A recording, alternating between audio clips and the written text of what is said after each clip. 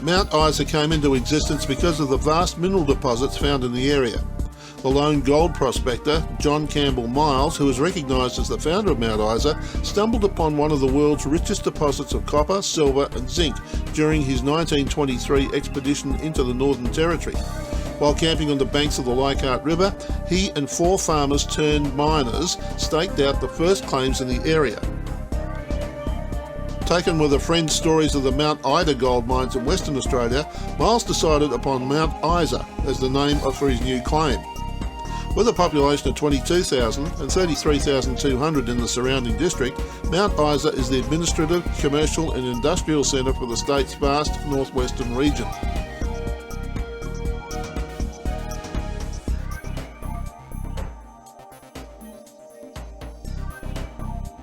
Mount Isa's events complex, Buchanan Park, opened in May 2007, can hold up to 6,000 people and is the home of the city's annual show, rodeo and Mardi Gras street parade every August.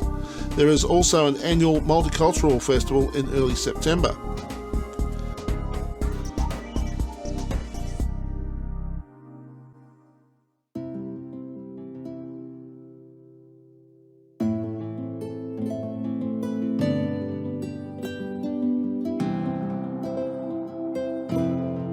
It was built in 42 when Darwin was born, that was the start of it. But here they thought that if the Japanese could land and invade as they planned to, that they would fuel a plane pretty quickly and bomb Mount Isa.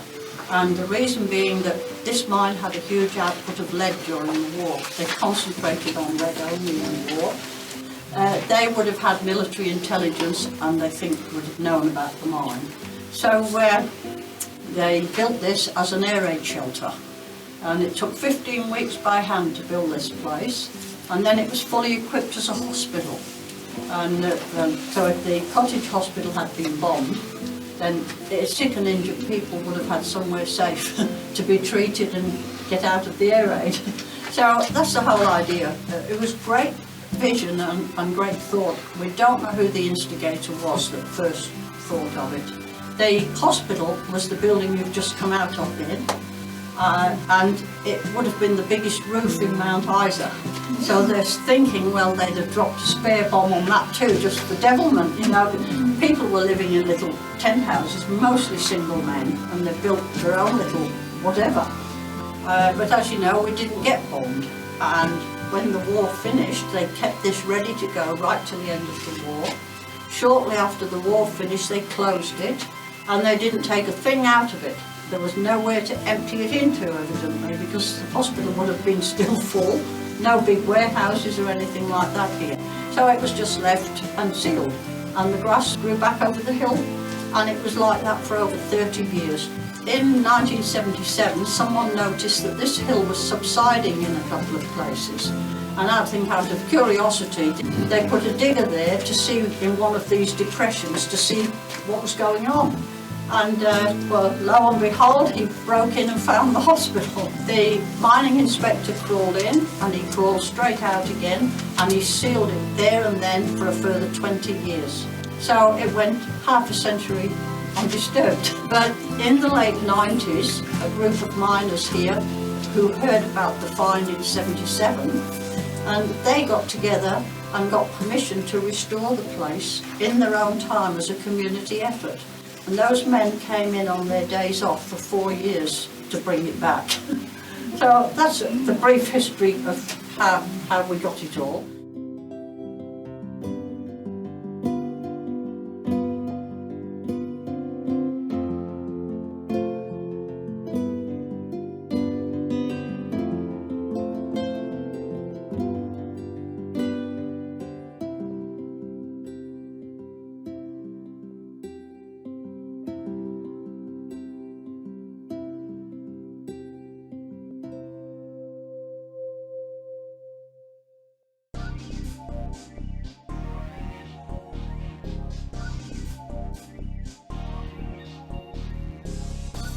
The land around the present-day city of Mount Isa was home to the Kalkadoon Aboriginal tribe. The Kalkadoon tribe led a subsistence lifestyle on this land that the white set was looked at as nothing but poor grazing land, with the odd mineral deposit. As settlers and prospectors pressed further into their lands, the Kalkadoon tribe members set out on one of Australia's most successful guerrilla wars in a fight for their lands, until at Battle Mountain in 1884, the tribe attacked a fortified position in large numbers and suffered terrible losses, and much of the land was lost. Lindy Chamberlain, actress Deborah Mailman, golfer Greg Norman and tennis player Pat Rafter are just a few of a number of notable Australians who were raised in Mount Isa. Lake Moondarra is an artificial lake on the Leichhardt River 16 kilometres downstream from the town of Mount Isa. It provides water to the town and the adjacent Mount Isa Mines mining lease. Construction began on the Leichhardt Dam in 1956 and was completed in November 1958. The dam was built to Mount Isa Mines and at the time was the largest water scheme in Australia financed by private enterprise. On the 11th of July 1961, the dam officially became Lake Moondarra after a competition to name the dam was won by a Mount Isa local, Danny Driscoll. The lake includes picnic areas, pontoons, a ski jump and water sports facilities. It is popular with birdwatchers, sailors and anglers, as it is stocked with barramundi and sooty grunter. The Lake Moondarra Fishing Classic has been held there since 1999.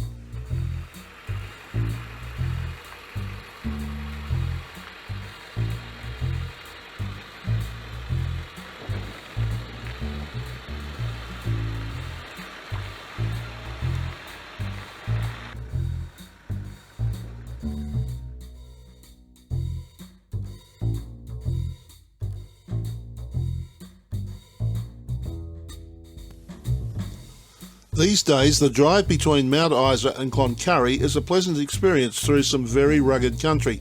However, in 1954, during the Red X trial, it was a very different experience. A newspaper account at the time reported that the 83-mile horror stretch from Cloncurry to Mount Isa took a terrific toll of the Red X cars and drivers. Weary, bruised, dust-covered drivers coaxed their battered cars into Mount Isa all day. Only 3 were on time and several were 6 to 10 hours late. Late tonight, 206 cars had arrived at Mount Isa and checked out for Darwin. 10 had withdrawn, 36 were missing, 1 disqualified and 2 smashed. The 2 smashed cars were a Renault whose engine dropped out and an Armstrong Siddeley Sapphire which overturned a mile west of Julia Creek. More than half the cars had broken springs, smashed mudguards and mufflers, and exhaust pipes were missing. Now this is the entrance into Mary Kathleen. You just drive down there a couple hundred metres and turn right into the dirt and then just follow the bitumen roads around the old ghost town of Mary Kathleen. Free camp area.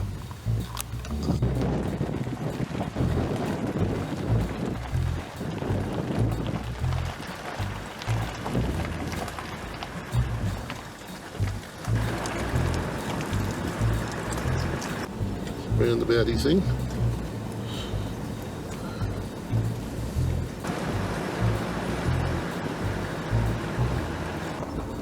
Some pretty decent slabs. I reckon.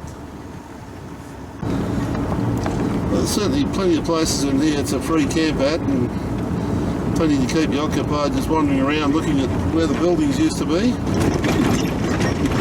Trying to work out what was what and when was when. Mary Kathleen. Now just 3 kilometres past the Mary Kathleen turn off and the free camp area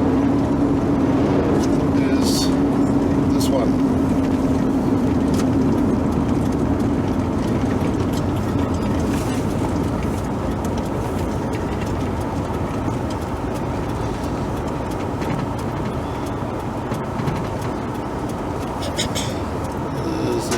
Block here.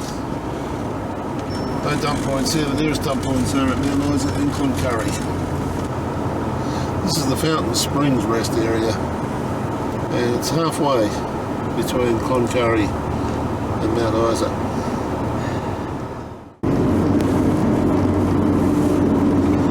Now approaching the area of the entry to Corella Dam. Clem Walton Park it's called.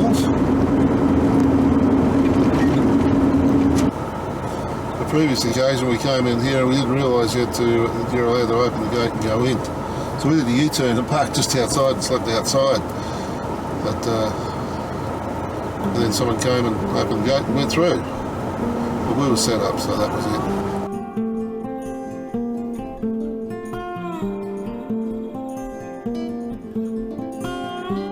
Lake Corella was constructed in 1959 for town water for Mary Kathleen uranium mine. When full, it has a surface area of 320 hectares and an average depth of 4.8 metres. However, a hole in the dam wall prevents this dam ever being completely full.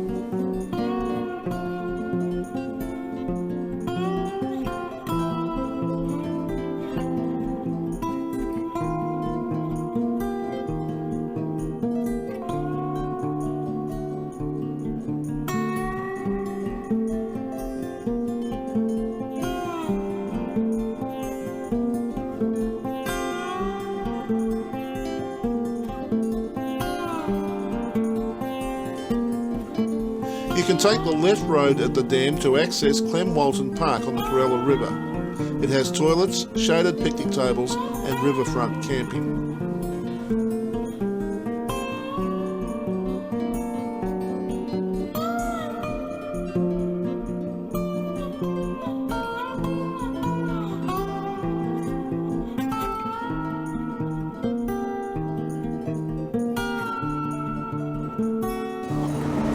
As you approach the Corella River, there's a memorial, and that's to Burke and Will. So's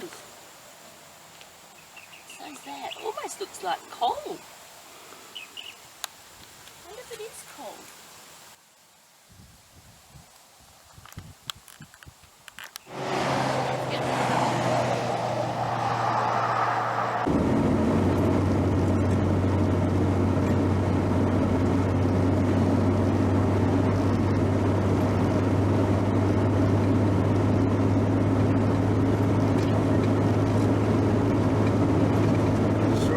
Country through here.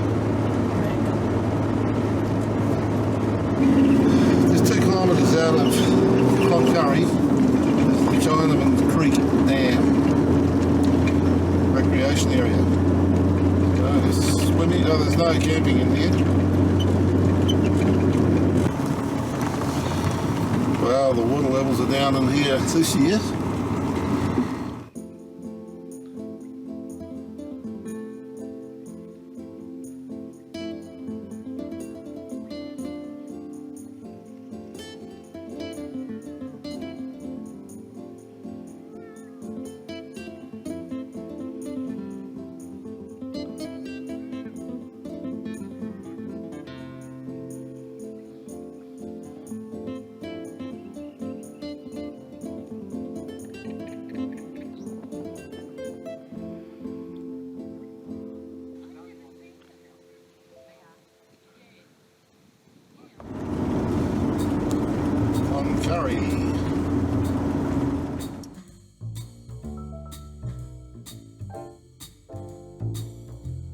Cloncurry lies 770 kilometres west of Townsville via the Flinders Highway and lies adjacent to the Cloncurry River.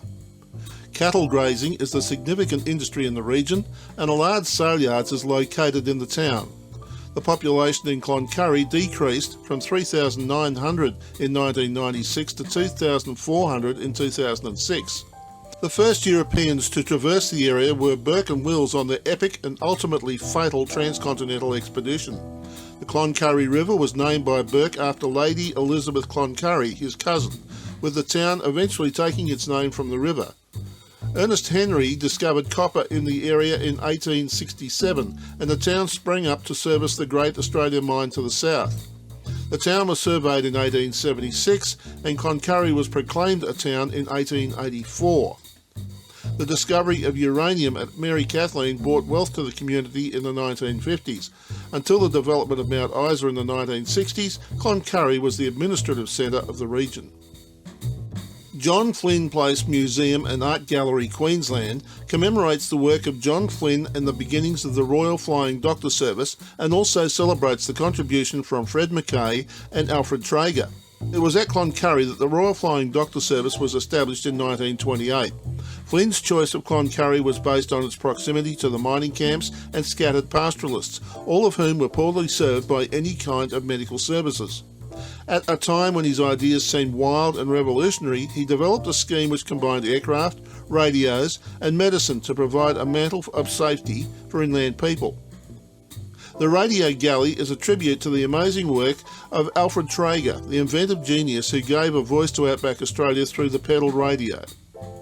A valuable art collection is on display in the Fred Mackay Art Gallery, which displays winners of the Ernest Henry Art Show and temporary exhibitions.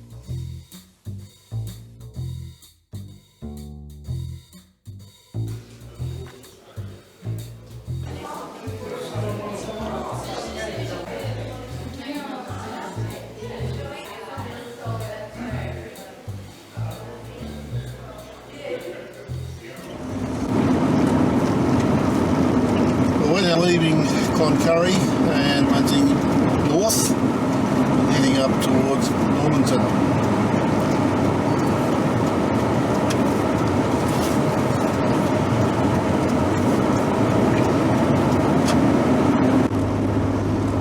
As opposed to the real rugged country between Mount Isa and Cloncurry, jumping north out of Cloncurry you're almost immediately in a fairly flat sort of plain type country. This is Quamby, I believe, abandoned.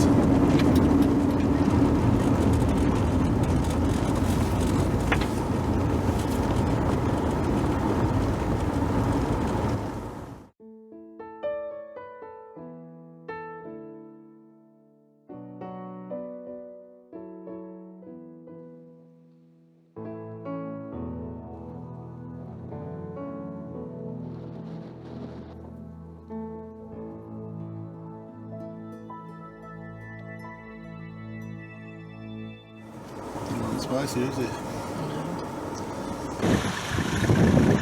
Just 82 kilometres from Cloncurry. Is this rest stop? Dump point. Got huge space, but most of the space is taken up at this time of the day, which is around about 3:30 in the afternoon. And there are some shelters here as well. The Burke Development Road has got a lot of truck and car stops along the way. Stop at any of them. Can't camp in them, of course. But there's also a lot of metal dumps along the way where they obviously store the metal when they're doing the roads. And they're plentiful. You can stop in those, no problems at all overnight. These truck bays are coming up as regular as clockwork along this road. They were in the Northern Territory, but they didn't appear to be anywhere near as frequent as what they are here.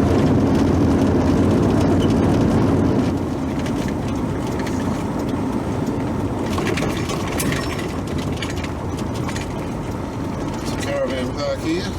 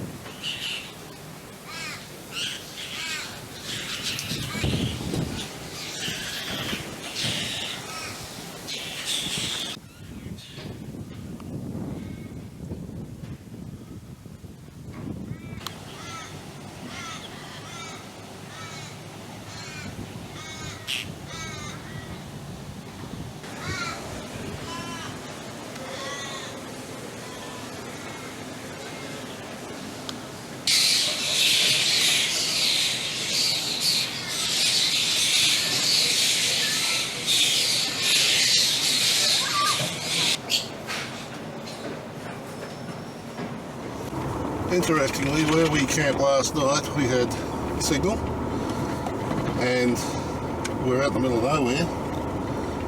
And here at Burke and Wills Roadhouse, nothing. Left up near the Burketown, straight on to Normanton. They call it the Barrow Byway that way. And there's a rodeo ground right opposite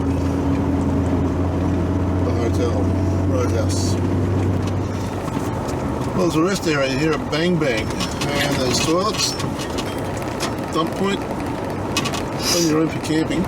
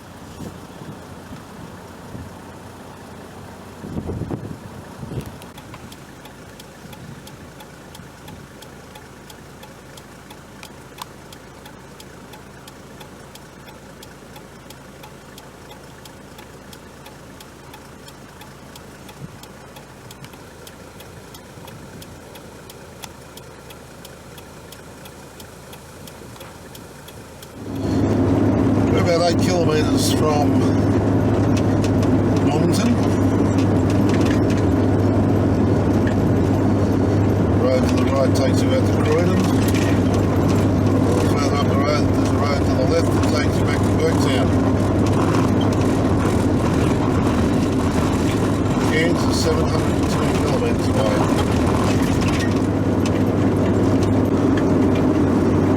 So I'm pointing to the left for the Savannah Way between here and Borroloola.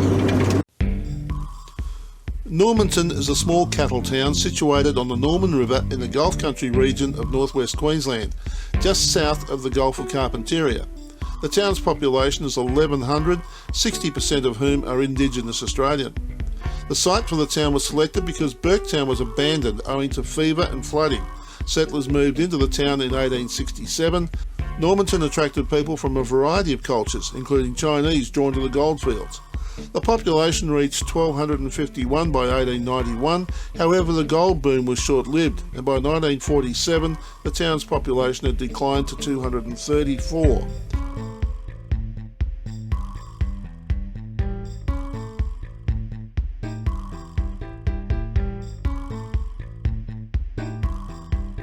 One of Normanton's most notable features is a statue of an 8.64 metre long saltwater crocodile named Chris, the largest ever taken, which was shot by Christina Paulowska on July 1957 in the Norman River.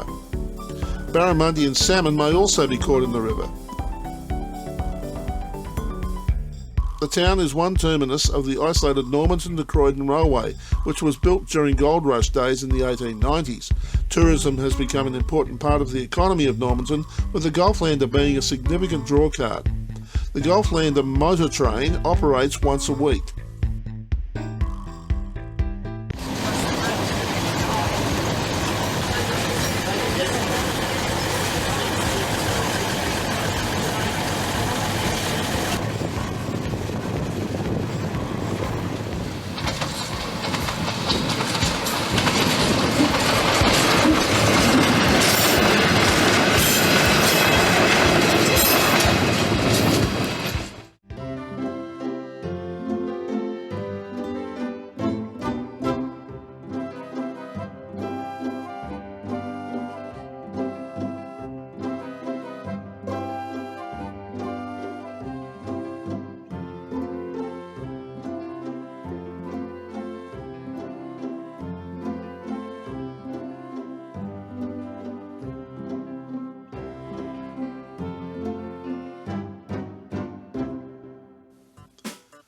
Karumba is 71 kilometres by road from Normanton and 2,159 kilometres from the state capital, Brisbane.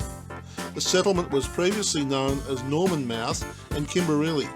Karumba was used by the local Aborigines to describe the place. This name was officially used for the township by the 1880s. It has a population of around 518. The town is sited at the mouth of the Norman River and enjoys the distinction of being the only town along the southern Gulf of Carpentaria that is within sight of the Gulf itself. The Gulf's extensive tidal flats prohibit settlement elsewhere along its shore. There are 4 caravan parks in Karumba. We chose at the Gulf Country Caravan Park.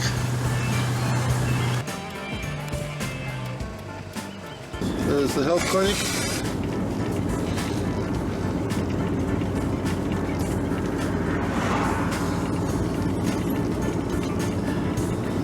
civic centre and the library, and there's the recreation centre. They're all on the town side. The other 3 caravan parks are all out at Karumba Point. This is the Karumba Point Caravan Park.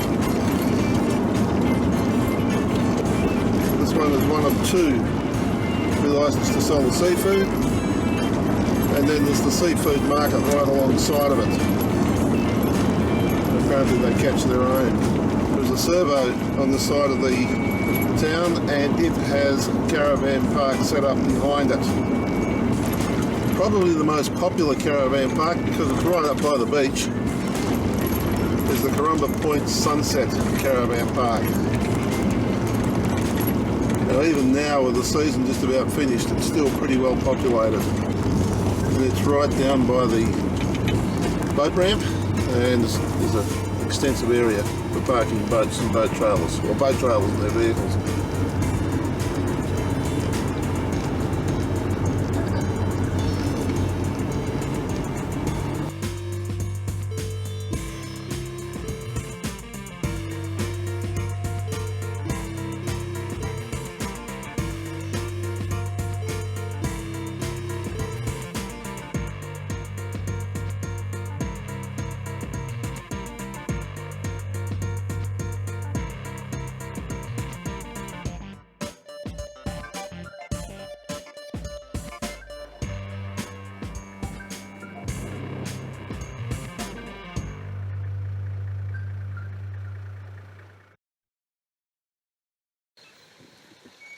I suppose in those days they didn't have the heavy. Oh no, it just said it was just so nice and cool down there. And then you come up, you know.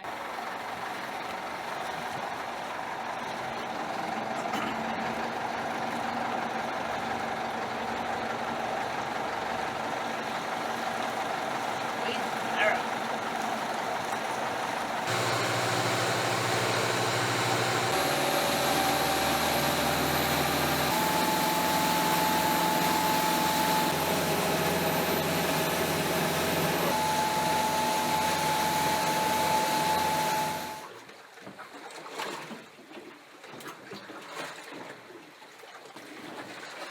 Heap on our side. Oh, That's a good idea. I hope the current's going this way then. You're going to hold it to get your picture taken? There you go, look at that.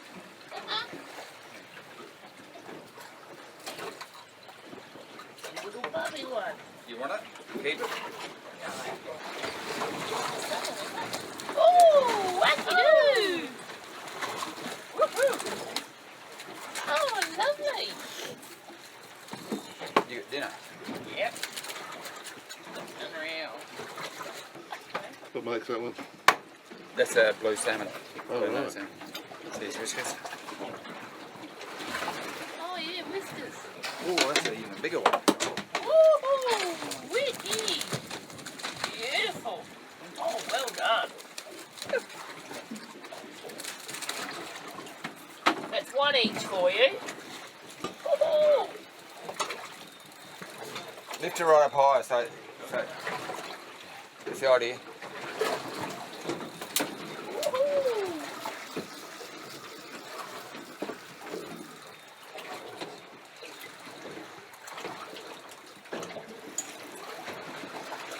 Woohoo!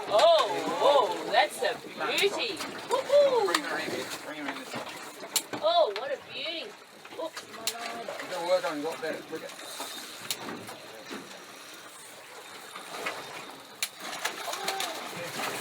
That's marvellous. Yoo-hoo. Oh, you got it. Oh, that is superb.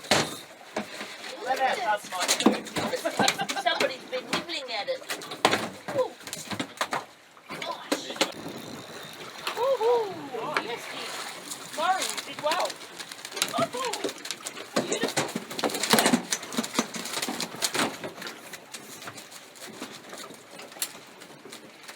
We now have a fish. Coming up. And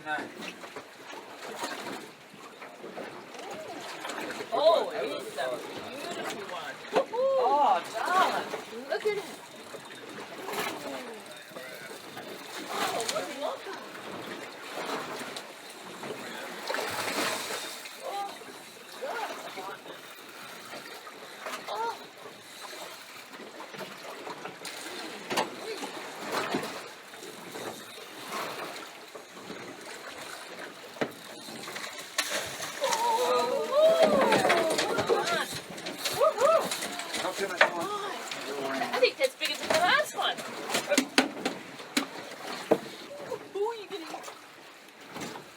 Come on. Got a better photo? Yeah. You need to turn this way. Yeah, that's now. Oh, no, shining. Yeah, now you're getting a shine. Yeah. Ah, beautiful.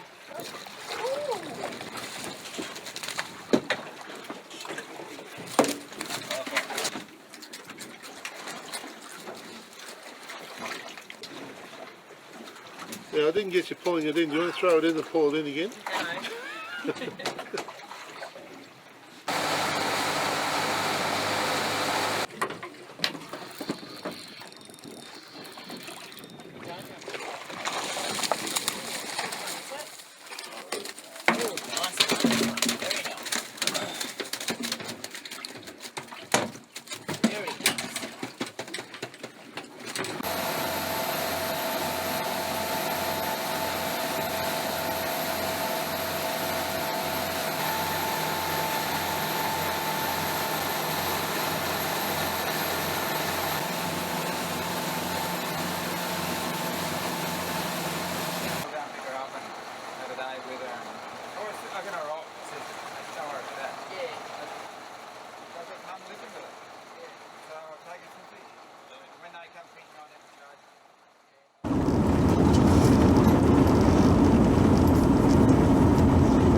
The Savannah Way alternative route, we passed it on the way out to Karumba, goes through Chillago, and the road is essentially a dirt road, and depending on the weather, as to whether or not it'll be cut or not.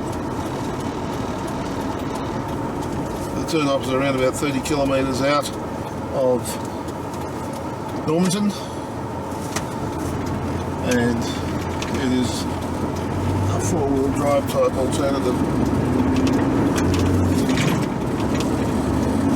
Although you can tow your caravan through it. Just about 8 kilometres south of Walton. We're going to take a turn to the east. And we're going to follow Savannah Way across to Croydon.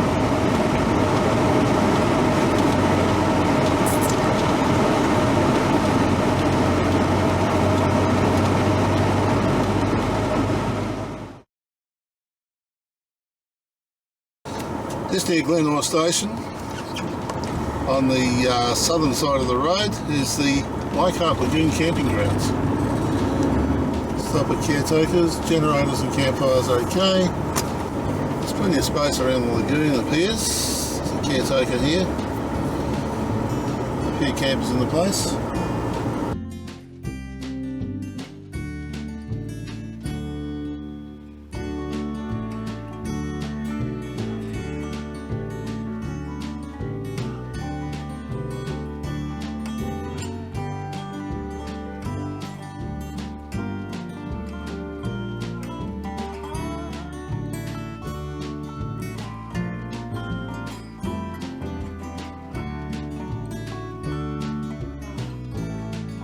About 100 kilometres out of Normanton is the Blackbull Siding. This is a historical siding. This is where the Golflander stops for morning tea when it does its trip.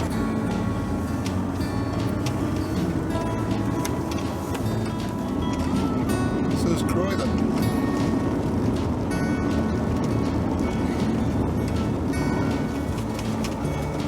They're old ones too. The Croydon General Store was established in 1894 and it claims to be the oldest store in Australia. Probably the oldest one still operating of the original ones. Croydon was a large pastoral holding when first settled in the 1880s. The town's name is derived from a pastoral run name used by Alexander Brown and William Chalmers Brown, pastoralists, who reportedly were born in Croydon, England. Gold was discovered in 1885 and by 1887 the town's population had reached 7,000.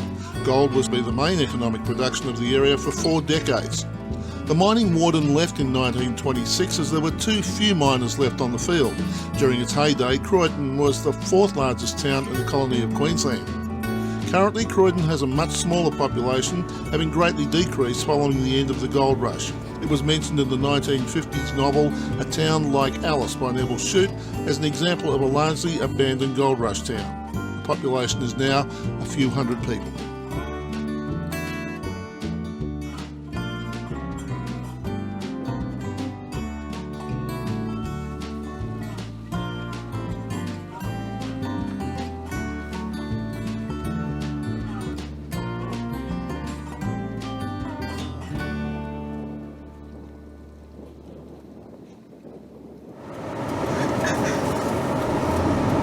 The next point of call, the Savannah Way, is Georgetown, 150 kilometres away.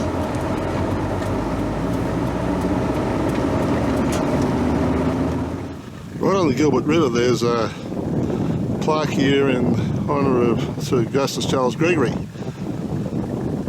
there's also a beautiful big camping ground here, well, an area where you can camp.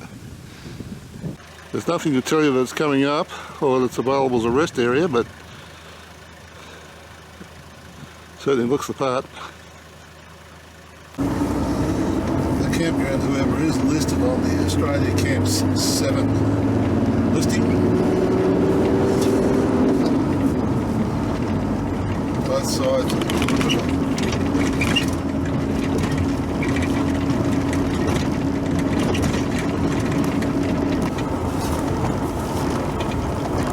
Looking at the size of the floodplain of the Gilbert River, it makes sense that they've got these rest areas on both sides of it, because if it's in flood, you have to sit and wait for a while. There are actually toilets on the eastern side. Just a bit short of Georgetown, and there's a historic site here, the Cumberland Chimney. We've been told about it. They're all kind of in mind, I believe. We're going to go in and have a look.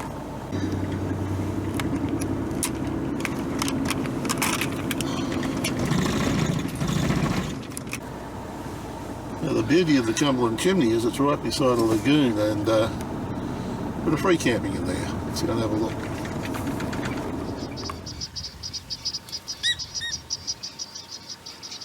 So this site is listed in your Camp 7 book. Water level this time of year is low, as it is in most places at the moment this season. This is Georgetown. Georgetown sits on the Etheridge River and has a population of around 250. The Etheridge River was the site of a gold rush in the 1870s. The town of Georgetown was established on the site of the diggings. Originally known by the name Etheridge, the town's name was changed in 1871 to honour an early gold commissioner, Howard St George.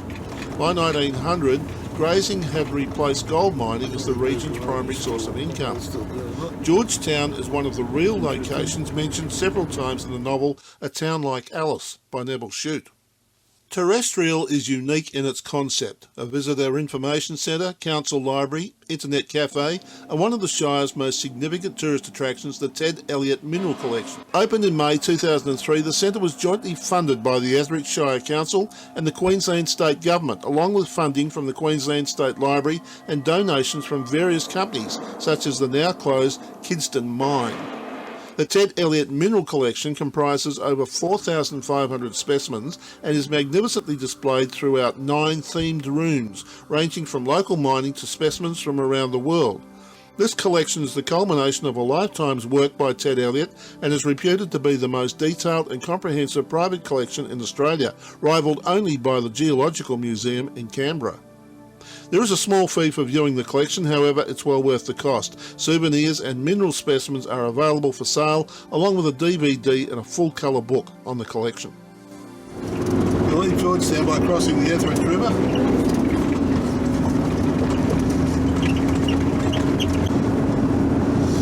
About 16 kilometres east of Georgetown, we run into a range of hills.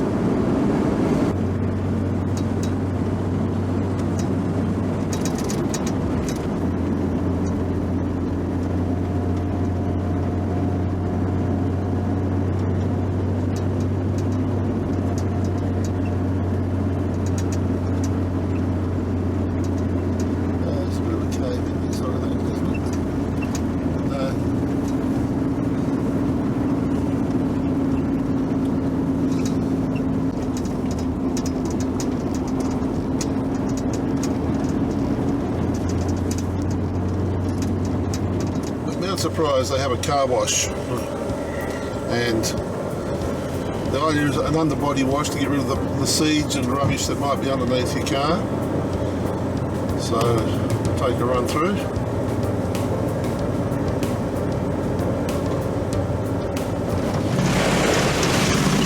Oh, you can't see a bloody thing. I hope we did a good job of closing the windows on the caravan.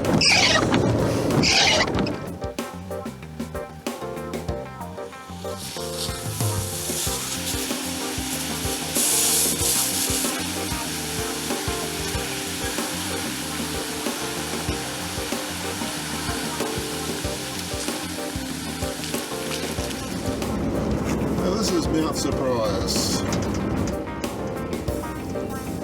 Mount Surprise is 285 kilometres west of Cairns.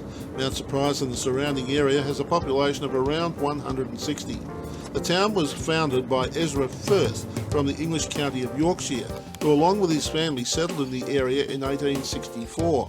The property struggled at first. Relations with the indigenous inhabitants of the country were hostile, and the country was not suited for wool growing. The discovery of gold in the 1880s and the subsequent gold rush allowed Firth to sell his sheep to the miners, converting his holding to cattle and become wealthy selling goods to the miners. In 1908, the railway reached Mount Surprise.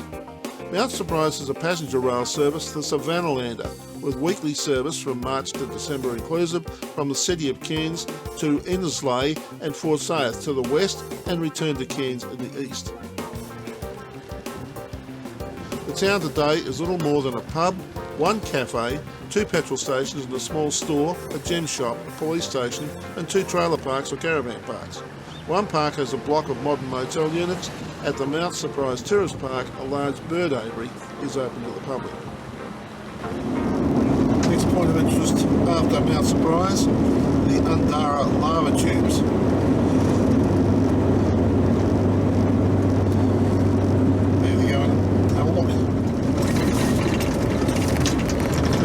In off the highway.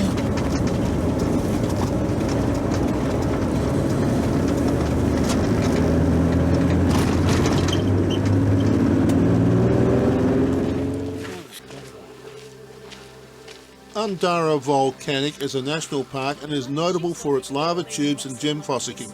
Minerals found there include topaz, moonstone, peridot, aquamarine, garnet, quartz and gold.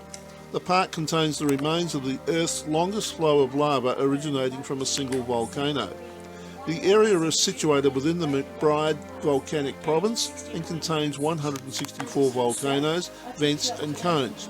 The lava tubes are regarded amongst the largest and longest on the planet. There's the volcanoes to our southeast. Like I said, it didn't go east towards the coast, it went inland. So the volcano went to the north, to the west, northwest, continued west, broke into 2 parts and went west inland towards the Isles of the river.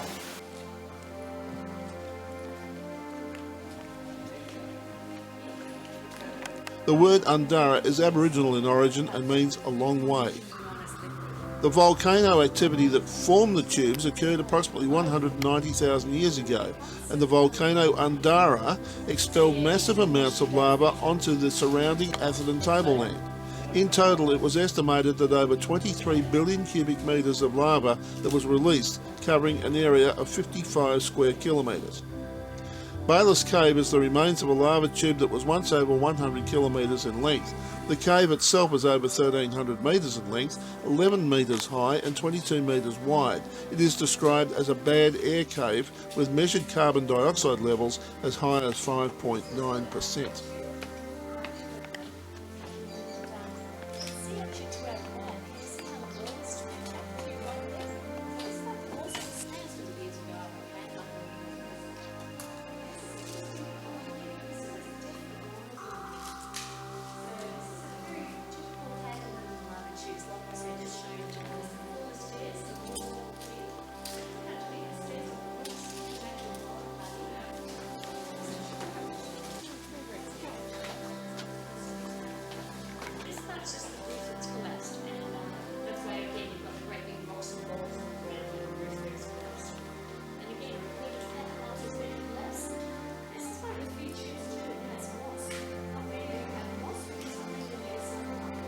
Now this is nowhere near as light as this in actual fact.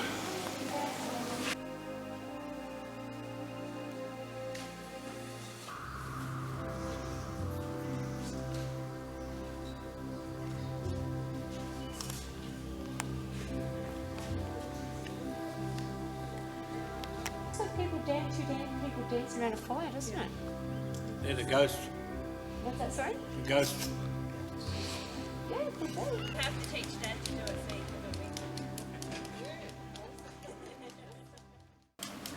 can When the Golf Development Road meets the Kennedy Highway and you turn north, there is a rest area right beside the highway.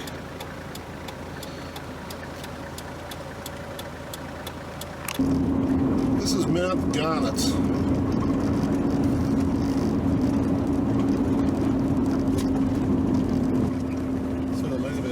Mount Garnett is a 3-hour drive from Cairns and has a population of around 450, with 35% being Aboriginal. Mount Garnett is situated on the traditional lands of the Barbaram peoples. It was built as a mining community in the 19th century, and several minerals can be found in the area, including tin, copper, zinc and garnet. Mining isn't the only industry at Mount Garnett. Some of the best cattle producing properties are in the district. Crops of mangoes, corn and other crops are grown in the nearby Herbert River. Not far from the base of Garnet Hill on the southeast side is Warooma Swamp. This wetland is home to many varieties of birds. Originally, Warooma was a swamp and boasted a water source that never ran dry. Now it is used for a water supply through the township. Fresh water is continually pumped from the Herbert River into Warooma, then pumped out of there into holding tanks for the town supply. Pamphlet here. Caravan park.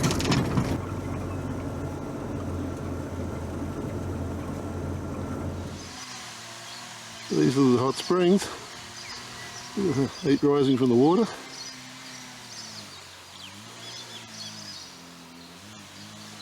There's a little light on in water at the moment.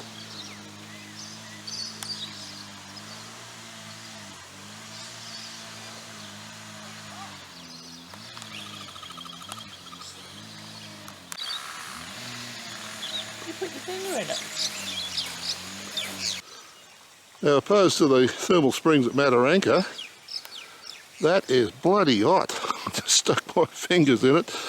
Oh, that's all. Ow! I thought to myself.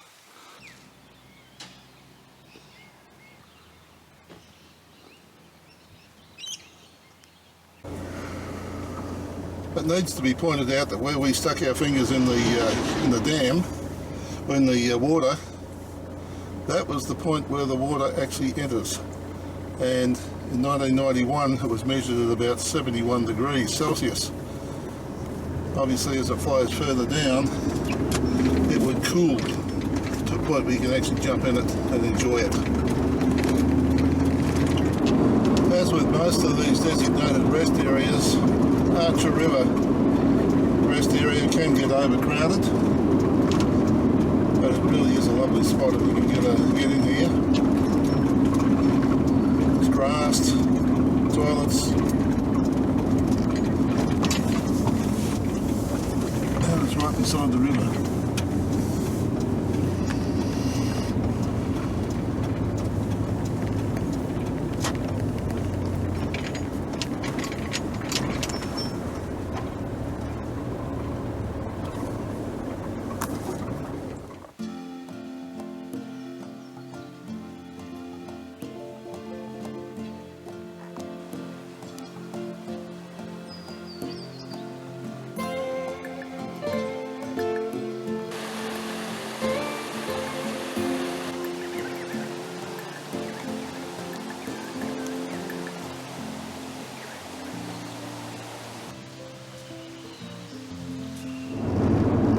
Colour we haven't seen a lot of in the last few weeks, and I think it's green.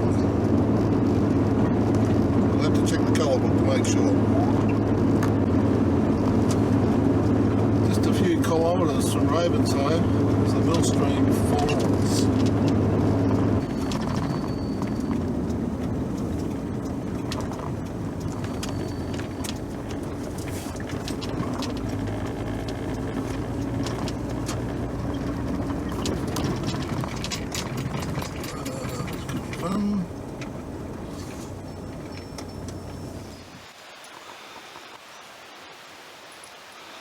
It's a fairly steep gradient going down. It is all paved. And if you're doing this in a wheelchair, it would be handy to have some banking to get around the corners. And make sure you've got pretty good brakes. Banking on the corners would be helpful.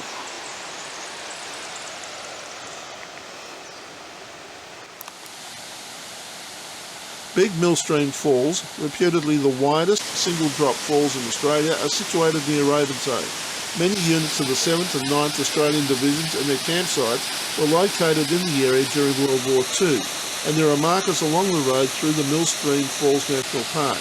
Evidence of their presence can be seen in the form of stone chimneys built for the semi-permanent wooden buildings. Ravenshoe is located 123 kilometres southwest of Cairns. It has a population of around 900. At 930 metres above sea level, Ravenshoe is the highest town in Queensland, with Queensland's highest pub, the top pub, and highest railway station. Traditionally, the main industry in Ravenshoe was timber, but since 1987, when the government made 900,000 hectares of surrounding rainforest World Heritage listed, the main industries have been tourism, beef and dairy farming. Ravenshoe was founded in 1881 by John Moffat as a timber town after the discovery of a vast amount of cedar trees by William Maslin. It was needed to provide for the growing population in the area at the time due to the tin rush in Irvine and Irvine Bank.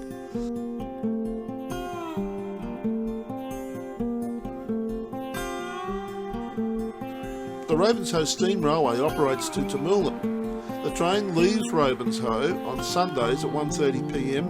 and travels over high wooden trestle bridges and through open forest to Cumberland, the highest station in Queensland, which is 7 kilometres away.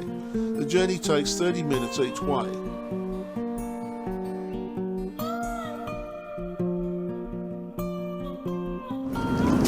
We're going to take the Milla route. It's a scenic route, it's not suitable for caravans. Just over there is the wind farm.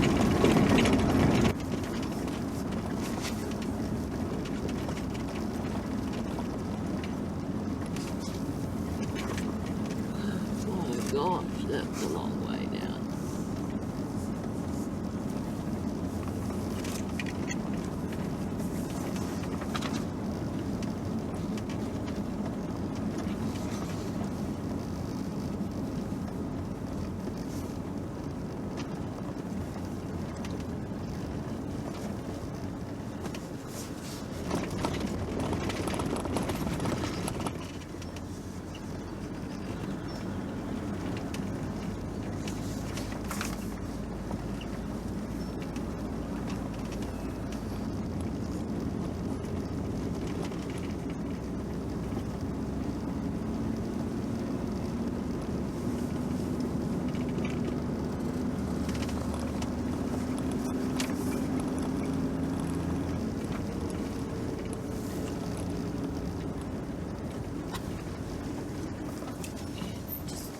See over there?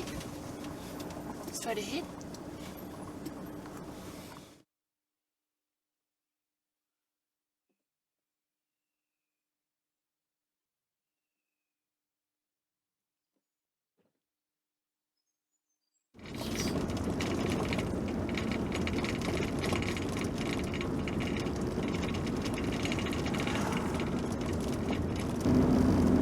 Everything is so neat around the house. There he is, he's on his mower doing it today.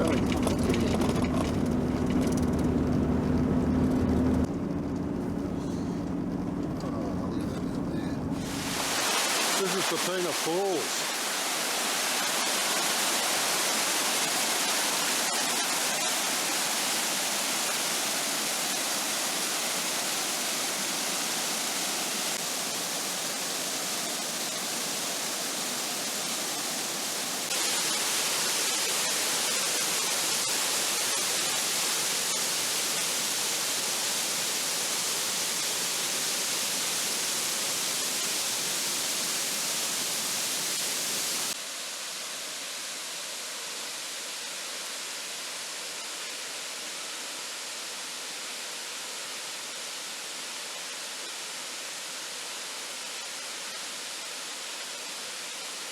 There's a mix of information here.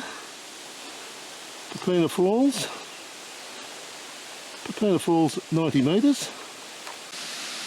and Pepina Falls 9 kilometres. In fact, it's only about 50 metres, straight down there.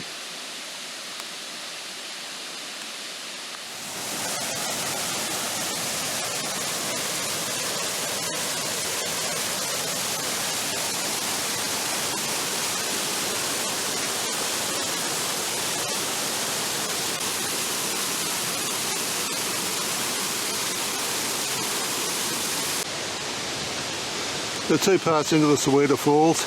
We haven't completed the second part because I'm not too steady on my feet, but it's all downhill. There are steps that could be slippery and you climb back up again. The track is through rainforest and it's just a little track.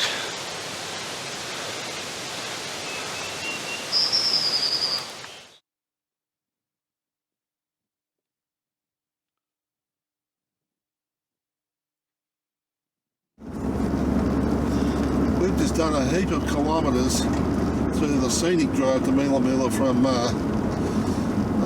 Ravenshoe. Look at the sides of the road, it's just all mowed. It's just beautiful up here, it really is.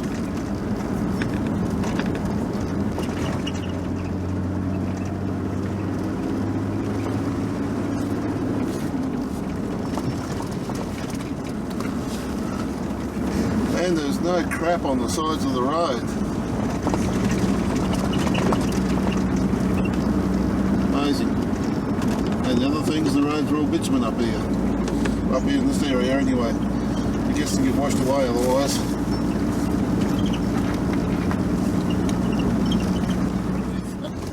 This is Millstream or Mila, or however they pronounce it.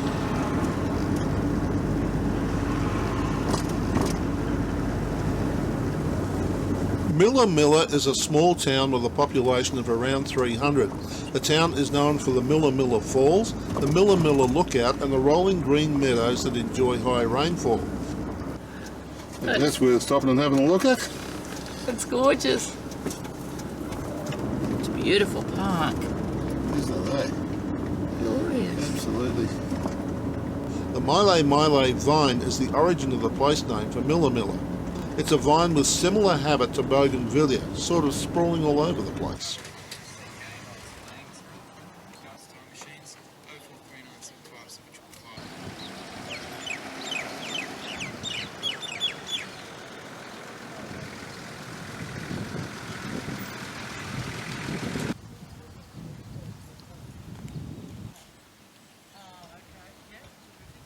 This is on the top of the hill just above Mila.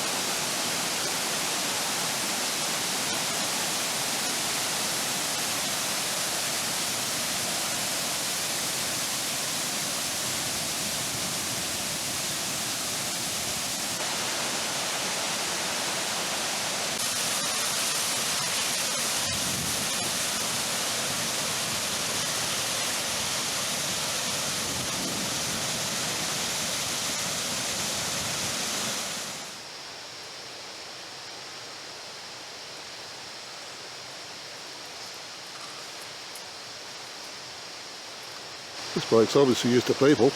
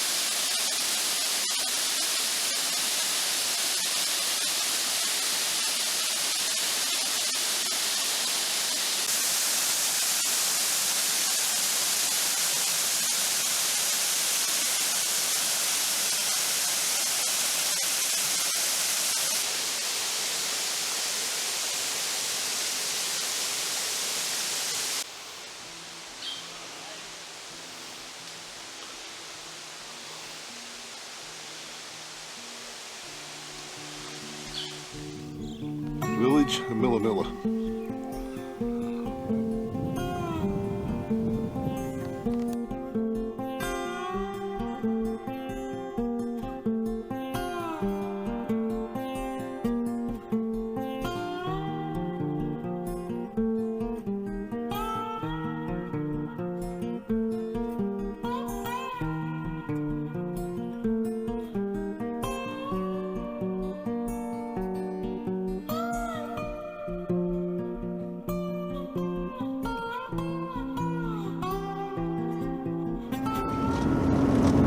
We're going to take an alternative route to Atherton and go through Cumberland. We're hoping we're on the right road.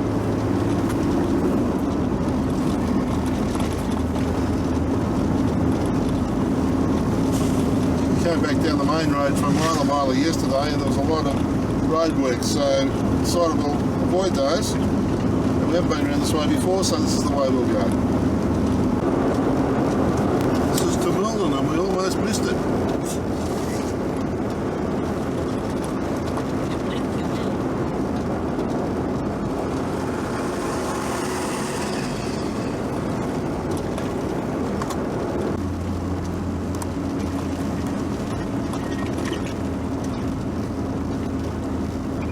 Love that joint.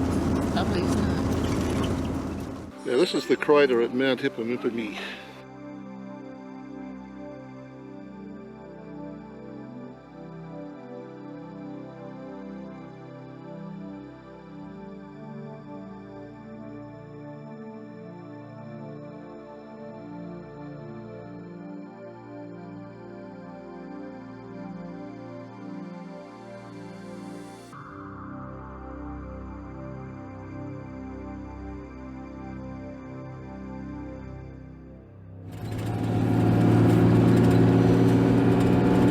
Approaching Atherton and surrounded by hills. Atherton has a population of around 7,000. The land around Atherton is used to grow a variety of crops, including sugarcane, peanuts, mangoes, corn, potatoes, avocados and macadamia nuts. Dairy and beef cattle are also reared in the area. Each year, towards the end of August, Atherton celebrates the Maize Festival, which features a parade with decorated floats, the Maize Queen pageant, children's amusement rides and activities including tug-of-war and wood chopping.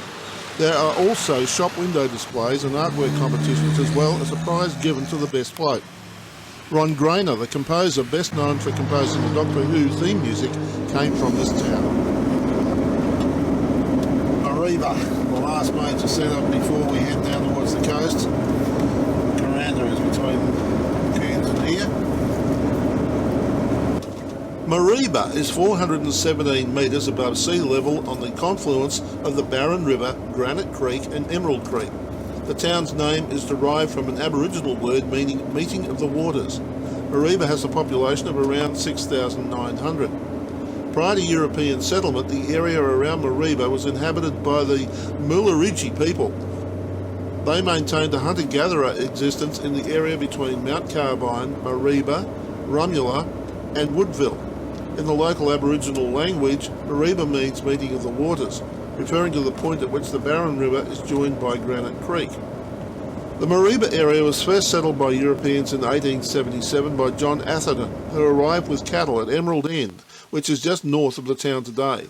Mariba quickly became a busy coach stop for Cobb & Co. on the road from Port Douglas to Herberton. When the railway arrived in 1893, Mariba grew into a busy town. From 1942 to 1945, up to 10,000 Australian and US service personnel used Mariba Airfield as a staging post for battles in New Guinea and the Pacific.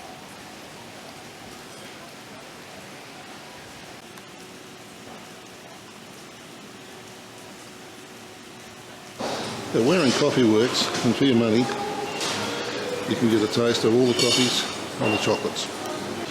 There's a selection of chocolates that you can taste.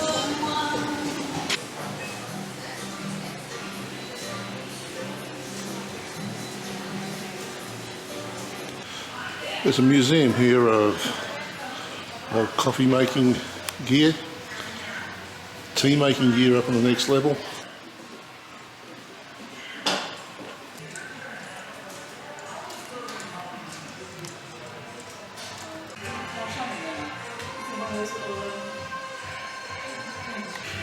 If you're really into your copies and interested in the history of the machinery that makes it, it's a certainly a good place to spend an hour or so.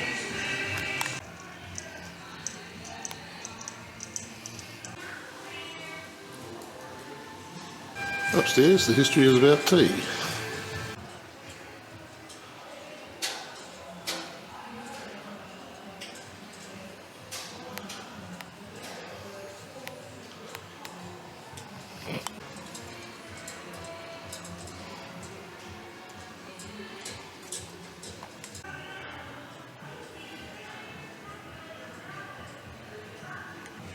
And the tea maker put beside the bed.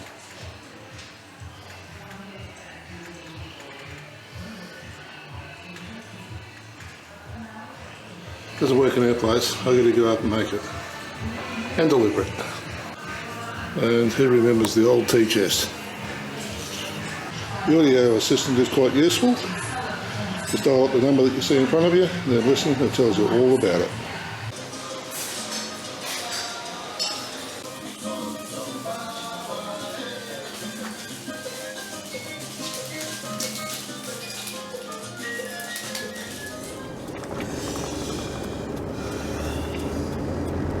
The Beck War Museum. It's a private collection and it's going to be the largest privately owned aviation and military museum in Queensland.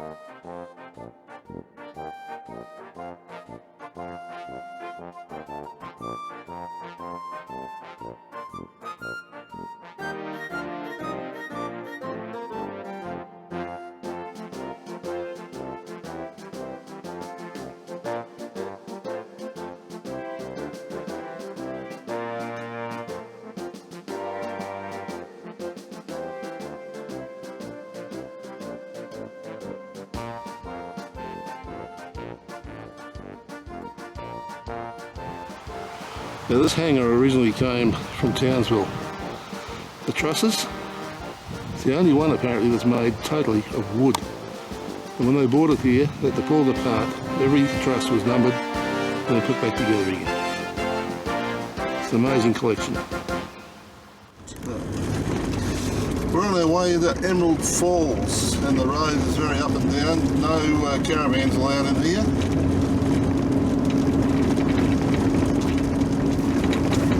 Out of cane growing country and then straight into this sort of stuff.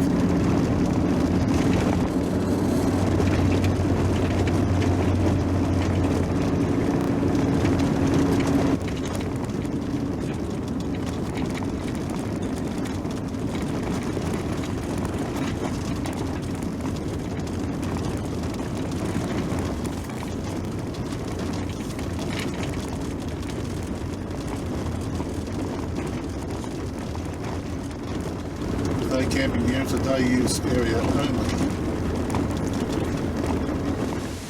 We're going to take a wander up to Emerald Creek Falls, 1.9 kilometre return trip, and it's a hot, steamy day. Now that's where we're heading, and we've got a bit to climb yet. Well, we're still going up, but we've got to be getting close. Let's turn around and look backwards. That's the view straight down the valley. Now we're here in September, and there's not much water running here at all. Can you imagine what it'll be like when she's really blowing, she's really running.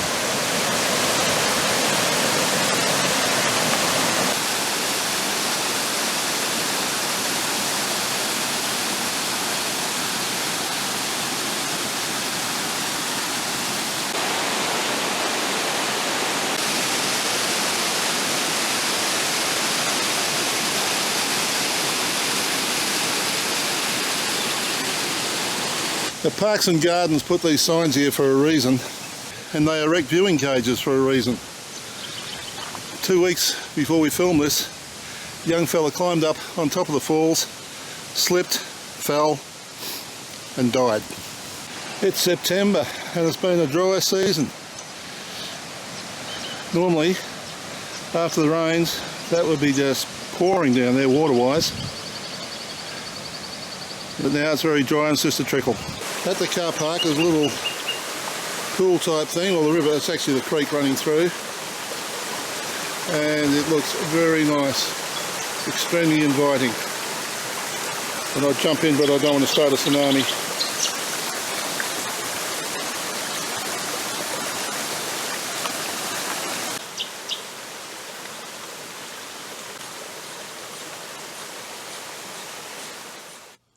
Lake Tinaroo, also known as Tinaroo Dam, was constructed between 1953 and 1958 on the Barron River, close to Lake Barine and Lake Eacham. When the dam was filled in 1959, the old township of Killara near Undarra went underwater, and all of the residents relocated to Undarra and surrounding towns. 415 square kilometres of farmland are irrigated by the lake when it supplies its 205,000 megalitres of water each year. The Tinaroo Hydro Power Station became operational in May 2004 and generates 1.6 megawatts. The road around Lake Tinaroo takes you to a number of designated camping areas and camping spots. The signage at the beginning of the road says that the road is not suitable for caravans, so we assume from that it's camper trailers and camping only. And the spots must be pre-booked.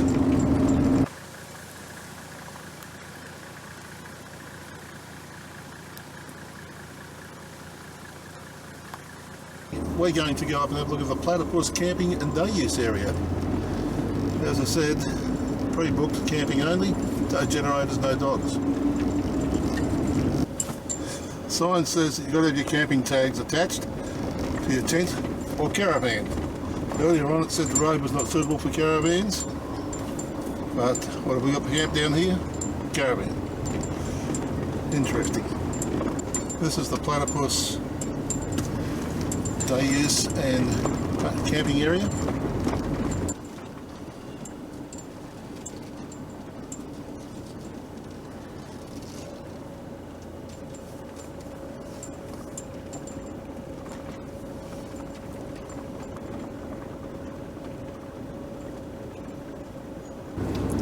There is an ablution block. Assume that's toilets and showers. Quite a pleasant little spot.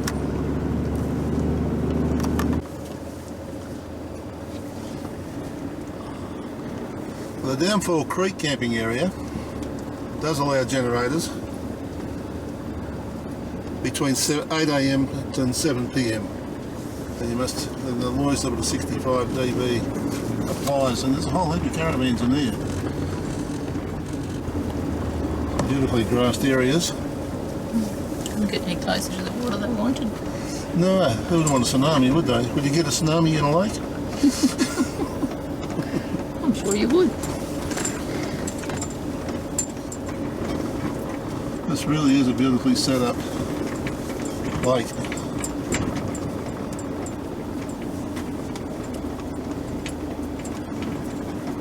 Now, I don't know how you get on for booking your camp spot and then camping down by the river, so, or down by the lake, but seems they're doing it and getting away with it.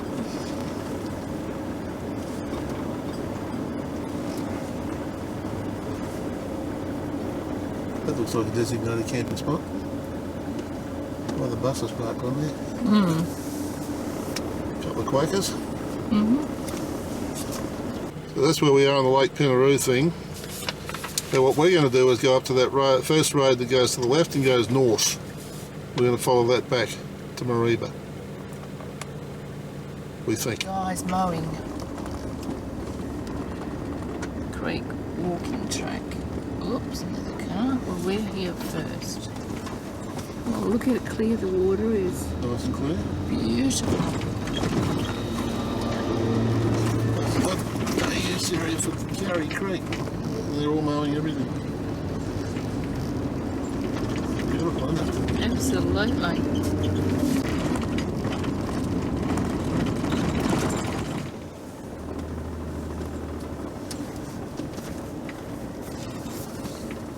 The sign up ahead. There's a gate. No gate, is there? Oh, right. There's a sign. Vehicles and horses permitted on road. We're on a forestry track. And this is the one-way track. Sorry? One lane, yeah.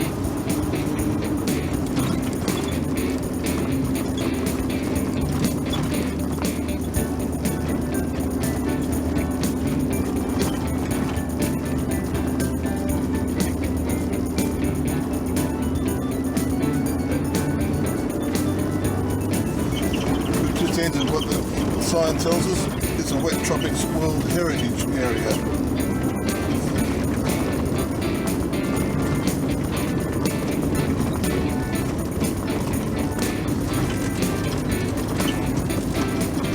When we started out, we were around about 460 metres or something like that. Just have a look at the altimeter. And we're currently 796. Climbing.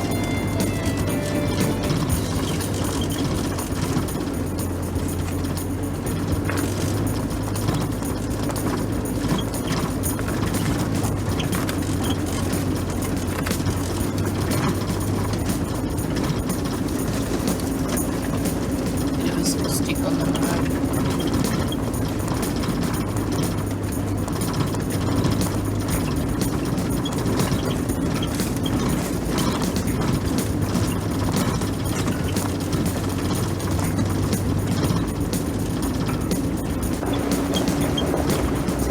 Thinking it's a load of fun driving these things, but who in the right mind to be the bloke who drives the bulldozer who actually cut this through here? It's a drop off from one side, straight up on the other. Amazing. I think we'll hit the top of a ridge and I think she'll be downhill for a little while now. Still we're climbing 1094 down in the first gear.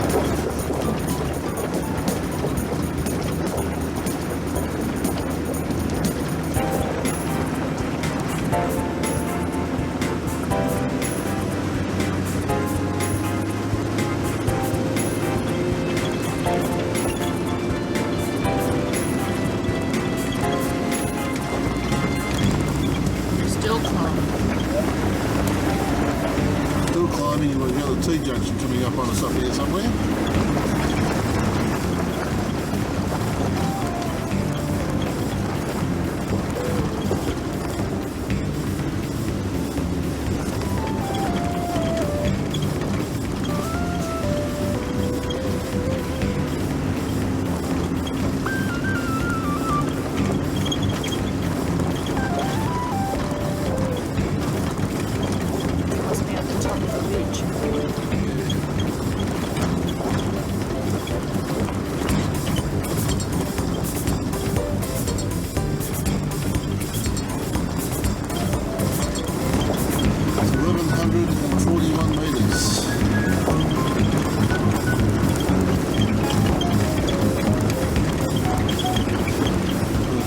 later up on my side.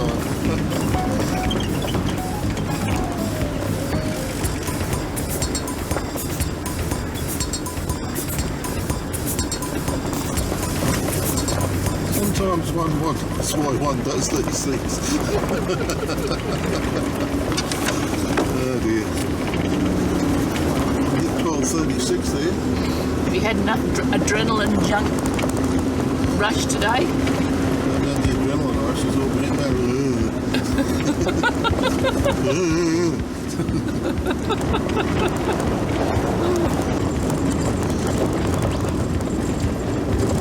Now our altitude was dropping like a stone. We were 1,242 metres just probably 5-10 minutes ago. It's now 1,050.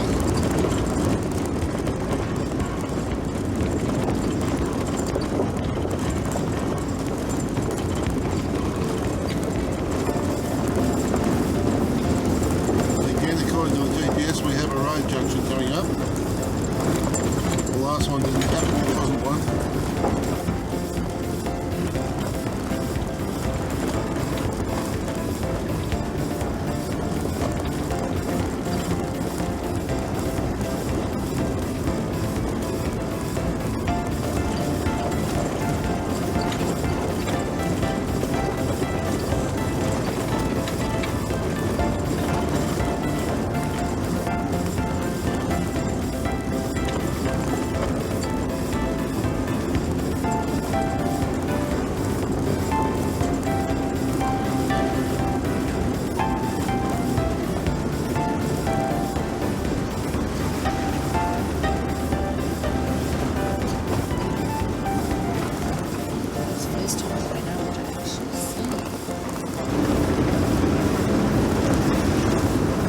Decent bunnies if they decide to let go. Reckon.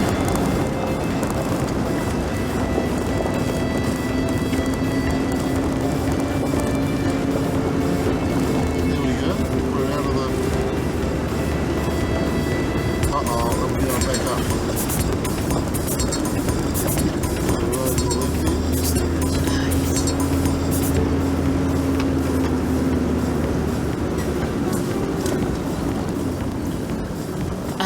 Tinaroo Creek Road, that's where we want to Yeah. go. And then Mount Edith Road. Okay. So, we have successfully negotiated that. Only this way to go. I'm glad we didn't come across a car. Oh, we haven't finished yet. I know. I shouldn't have said that yet. I was going to say it when we got out there.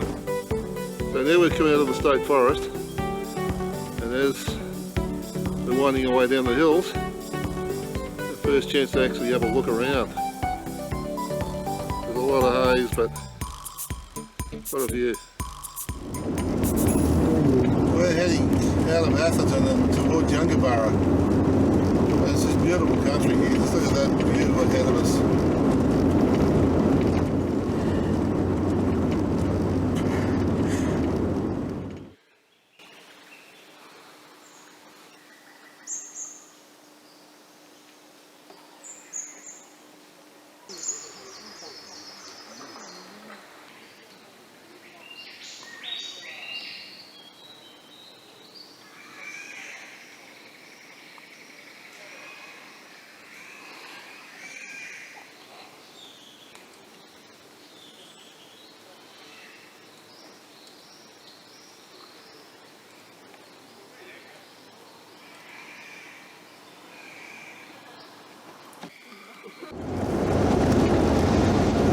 Township of Undarra.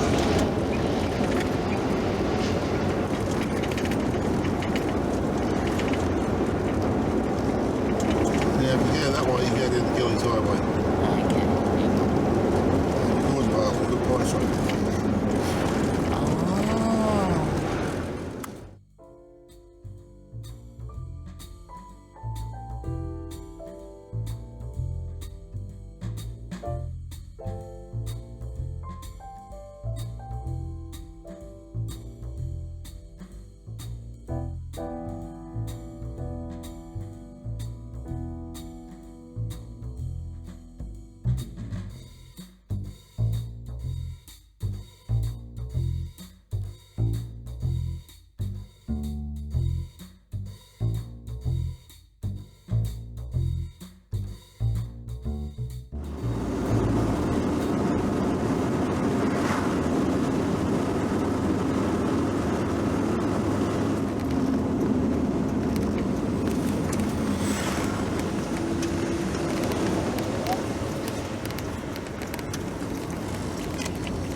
This is Lake Burine National Park.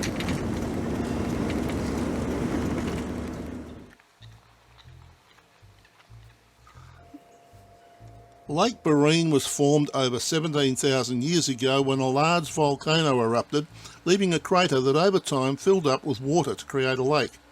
The largest of the natural volcanic lakes in the area, Lake Burine is 730 metres above sea level. It is about 1 kilometre in diameter with a shoreline of almost 4.5 kilometres and an average depth of 65 metres. There are walking tracks around the lake and tour operators offer cruises on the lake. Facilities at the lake include picnic grounds, a kiosk and a pre-war tea house which was built in 1926. Visitors may also swim in the lake and partake in birdwatching. Camping and domestic animals are prohibited near the lake. During World War II, the tea house was used by the Australian Army as a convalescent home. These are bullcarry pine trees. They're over 45 metres tall. They're more than 6 metres in girth and they're the largest of Australia's 38 conifer pine species. And rather than using the needle type leaves, these have a broad leaf.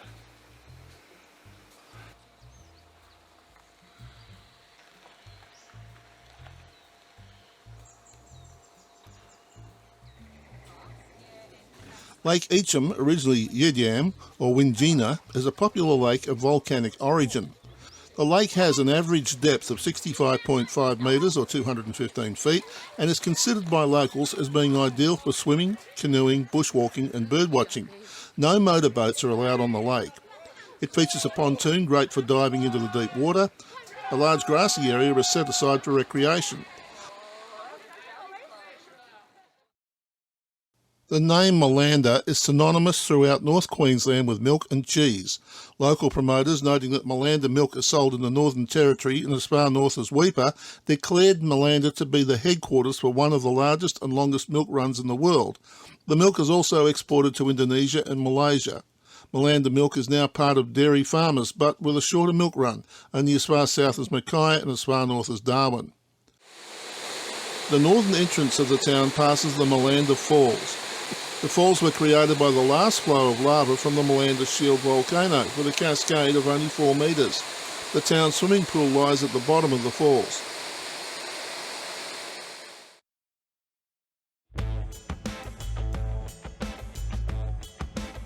Corella is 25 kilometres from Cairns. It is surrounded by a tropical rainforest and adjacent to the Wet Tropics World Heritage listed Barron Gorge National Park, is abundant with wildlife and is a birdwatcher's paradise. Corella has a population of around 1,700. The rainforest around Corella has been home to the Jabuge people for over 10,000 years. Europeans began to explore the area throughout the 19th century. It is believed a massacre of indigenous people took place at the location in Corella known as Skeleton Creek. Corella was first settled in 1885 and surveyed by Thomas Behan in 1888. Today, Corella is a vibrant village in the rainforest, with tourism being the current backbone of the local economy. Throughout the 1960s and 70s, Corella was popular with alternative lifestylers, a theme that still runs through the local community today.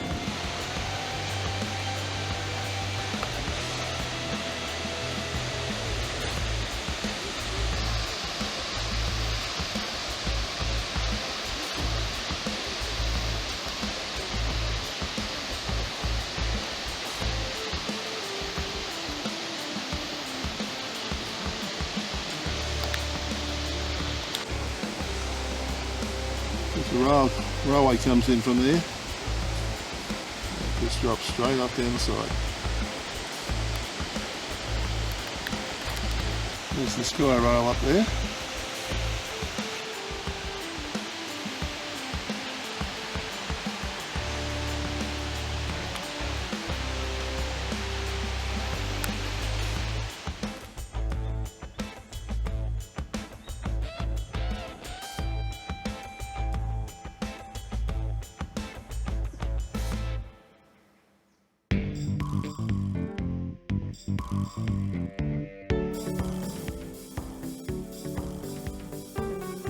Cairns was founded in 1876. The city was named after William Wellington Cairns, then current Governor of Queensland. As of June 2012, the population was approximately 153,000 people. Prior to British settlement, the Cairns area was inhabited by the Walluburra Yidinji people, who still recognise their indigenous property rights. In 1770, James Cook first mapped the future site of Cairns, naming it Trinity Bay. Closer investigation 100 years later established its potential for development into a port. Cairns was founded in 1876, hastened by the need to export gold discovered on the tablelands. The railway opened up land that was later used for agriculture on the lowlands: sugarcane, corn, rice, bananas and pineapples, and for fruit and dairy production on the tableland. The success of local agriculture helped Cairns to establish itself as a port, and the creation of a harbour board in 1906 helped to support its economic future. During World War II, Cairns was used by the Allied forces as a staging base for operations in the Pacific, with the US Army Air Force and Royal Australian Air Force operational bases, now the airport, as well as major military seaplane base in Trinity Inlet and the US Navy and Royal Australian Navy bases near the current wharf. After World War II, Cairns gradually developed into a centre for tourism. The opening of the Cairns International Airport in 1984 helped establish the city as a desirable destination for international tourism.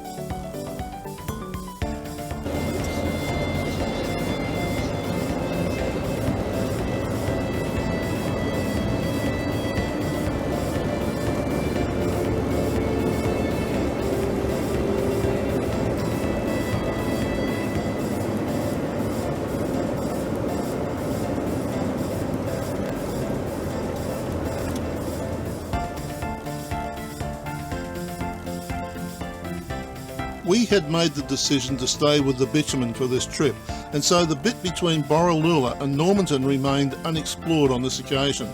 We also bypassed the Roper Bar leg of the journey. I had done that in 2005 and Daly Waters was on my bucket list. We were disappointed with the lack of basic facilities east of Daly Waters and found some planning was needed for disposing of chemical toilet waste, with the vast distances that needed to be covered between Mataranka and Camberwell if Borroloola was to be bypassed. The distance from Broome to Cairns via the Savannah Way is around 3,700 kilometres, and we had covered 10,450 kilometres in our version of the journey. We had taken nearly 3 months and were looking forward to the return to Western Australia via a more southern route. Unfortunately, Annette found herself having to return home to attend to family business, and her trip was over. And so I found myself at the airport watching as the plane departed for Perth and Albany. It had been quite an adventure.